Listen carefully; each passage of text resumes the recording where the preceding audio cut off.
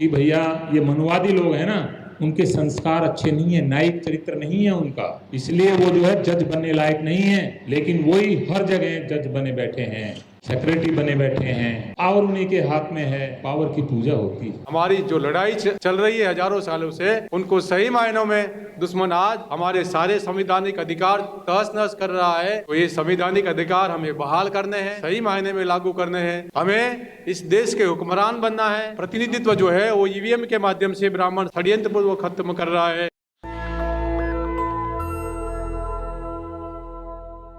हमने सेक्रीफाइस नहीं किया, बाबा साहब ने जो सेक्रीफाइस किया उसके लिए किसी ने भी जो है यहाँ इंडिया से नहीं है। पॉलिटिकल पार्टी, कांग्रेस पार्टी, किसी पार्टी को उठा के देखिए, उन्होंने केवल कांग्रेस ने तो कुछ किया है, लेकिन जो डॉक्टर साहब ने किया है सेक्रीफाइस, वो मेरे ख्याल में किसी ने नहीं किया, ना कोई कर सकता, ना कर पाएगा। उन्होंने अपने बच्चे तक को सेक्रीफाइस करके किसके लिए? हमारे लिए, हमारी हालत के लिए, आगे आने वाली हमारी जो है लोग होंगे उनके लिए आजाद जो हाथ में सांस ले सकें। लेकिन चारों तरफ ऐसा माहौल बना हुआ है, इनकी आजादी को कैसे छीना जाए, इनको कैसे खत्म किया जाए। आप और हम जब उनकी बगल में बैठते हैं ना, तो ठीक है कहने को भाई वो आजाद नहीं, लेकिन तकलीफ जरूर उनको कहीं ना कहीं होती है। बहुत कम 1% लोग ऐसे होंगे जिनको तकलीफ नहीं, जिसको मनुवादी भी कह सकते हैं, उनको तकलीफ 1% के लोग कह नहीं सकता, दुबले दिल के हैं, जो मनुवादी नहीं है ऐसे कह सकते हैं। अदरवाइज चारों तरफ हमारी तरफ मनुवादी हैं। लेकिन ये हमने सिद्ध करना है कि बकरे की तरह बल्कि शेर की तरह जो जीना है या बकरे की तरह जीना है। शेर की तरह जीना है तो आपकी कोई बलि नहीं लगा सकता, कोई बलि नहीं दे सकता आपकी। लेकिन बकरे की तरह है तो आप क्या होगा, हम भी गर्दन करके चले जाएंगे और वो जो है हमारी गर्दन काट देंगे। शेर बन के हमें जीना पड़ेगा। जिस दिन शेर बन के जीना सीख जाएंगे, हमारी कोई बलि नहीं लेगी। आज तक देखा है कभी शेर की बलि चढ़ी? कोई नहीं बताएगा, पॉसिबल है? शेर खुला घूमता है, सरेआम घूमता है, लेकिन इसलिए शेर दिल इंसान है, वो ताकतवर ताकत। देखो मैं थोड़ा सा टाइम ले रहा हूँ, सॉरी। इनॉग्रेशन के साथ साथ मैं इसलिए बोलना चाहता हूँ कि ये सोच वास्तव में बहुत जरूरी है। अब हम दिमाग से ये सोच बैठे हम तो भाई बकरे ही हैं, फिर तो कुछ होने वाला है नहीं, बकरे ने तो बलि चढ़नी है, और वो बलि ऐसी होगी जिसका फायदा कुछ नहीं होने वाला है। शेर की तरह बन के हम जिए तो हमारी कोई बलि चढ़ाएगा? पता है शेर तो खाने वाला है भैया, बच के रहना है उससे, मतलब उसको छेड़ने की जरूरत नहीं है। जिस दिन हम शेर बन के जीना सीख जाएंगे तो हम उस टाइम बलि ऐसे नहीं, बलि भी देनी है तो ऐसे देनी है छाती को ऊपर करके, जिससे कि लगे कि सामने वाला कोई खड़ा हुआ है। तो जैसे कुर्बानी डॉक्टर साहब ने की, हम उसी वजह से सूटेड बूटेड आज हाल में भी हैं। और जो तनख्वाह मिल रही है ना हमें, चाहे लोग कुछ भी कहें, हमारी जो न्यू जनरेशन आई है वो इसके टच में ही नहीं है, वो इनसे बहुत दूर है, क्योंकि उन्होंने देखा ही नहीं हकीकत में। उनको तो सब कुछ बना बनाया मिला है। हम और आप जो लोग रिटायरमेंट होने जा रहे हैं या हो चुके हैं, उनको पता है कि हमारे समाज में हमारे लोगों की या हमारी क्या हालत थी। अगर उस हालत में जनरल कैटेगरी के लोगों को छोड़ दिया जाए और फिर कहें आओ भाई कंपटीशन में, तब उनको एहसास होगा कि कंपटीशन क्या होता है।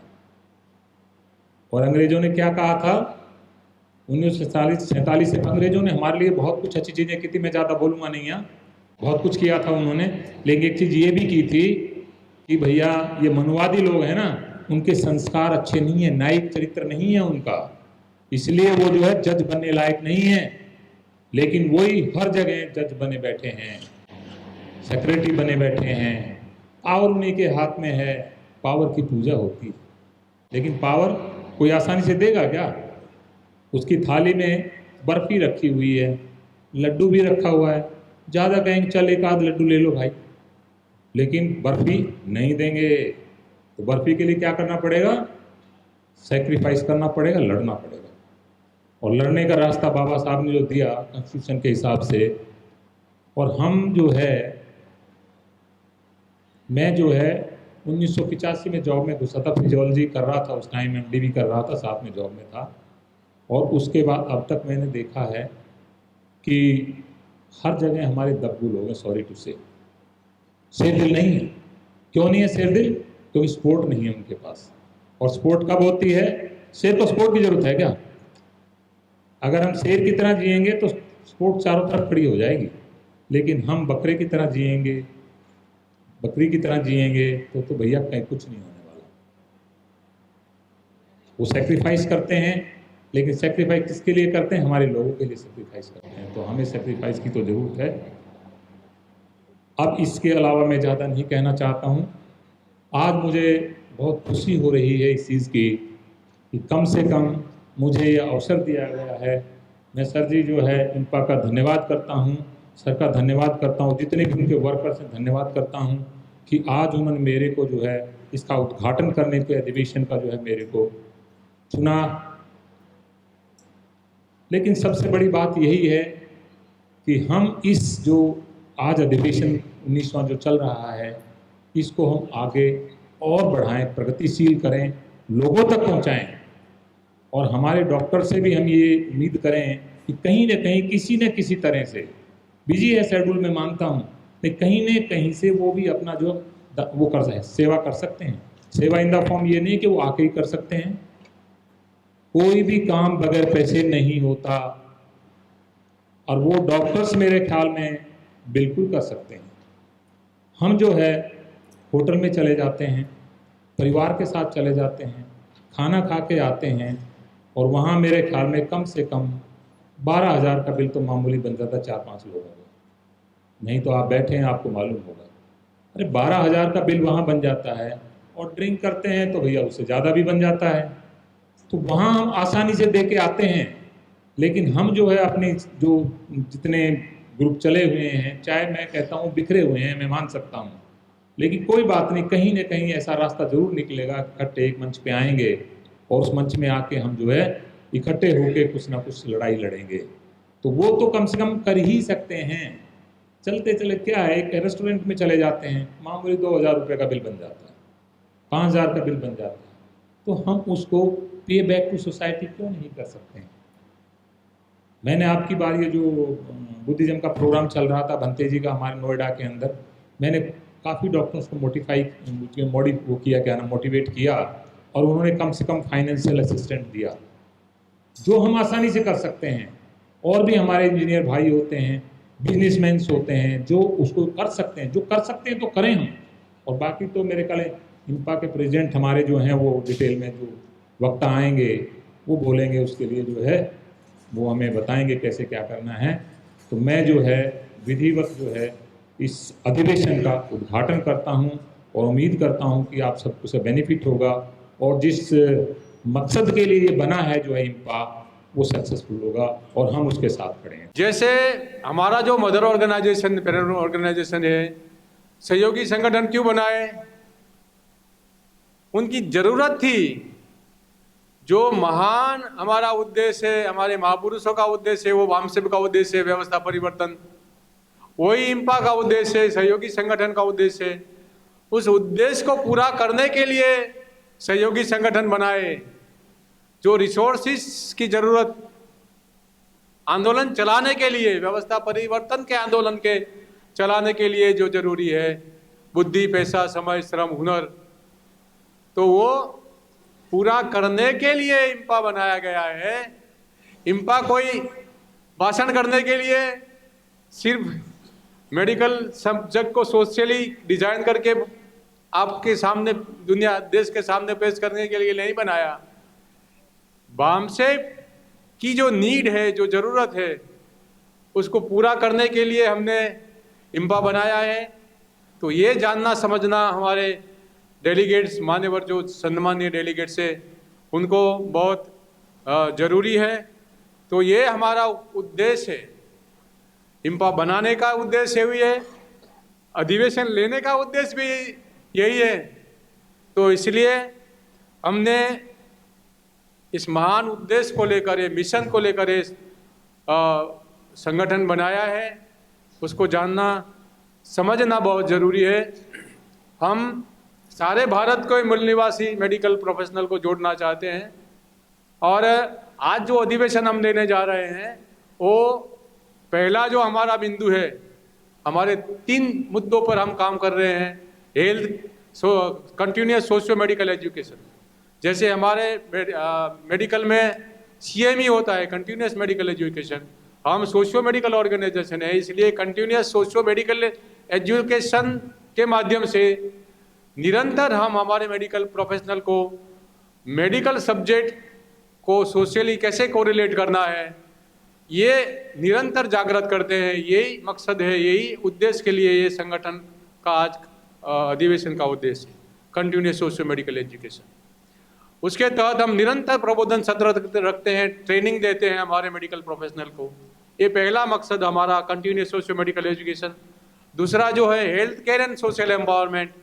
हम हमारे नॉन मेडिकल मूल निवासी लोग हैं, उनको हमारे पास जो स्किल है मेडिकल की, हेल्थ और मेडिकल की, मेडिकल एजुकेशन की, जो भी हमारे पास आयुर्वेद है, होम्योपैथी है, नेचुरोपैथी है, यूनानी है, वेटरनरी है, जो हमारे पास स्किल है, हमारे नॉन मेडिकल लोग हमारे मूल निवासी है, उनको हम देते हैं हेल्थ कैंप के माध्यम से, हेल्थ एजुकेशन के माध्यम से। और कंटिन्यूस सोशियो मेडिकल एजुकेशन के माध्यम से जो जागृति हमारे मेडिकल प्रोफेशनल में आती है, वो जागृति हम हमारे नॉन मेडिकल मूल निवासी लोगों में हम देते हैं, सोशली एम्पावर करने के लिए। क्योंकि हमारा मकसद मेन तो यही है, हमारे नॉन मेडिकल लोगों को तैयार करना है, जन आंदोलन तैयार करना है, जन आंदोलन में जोड़ना है।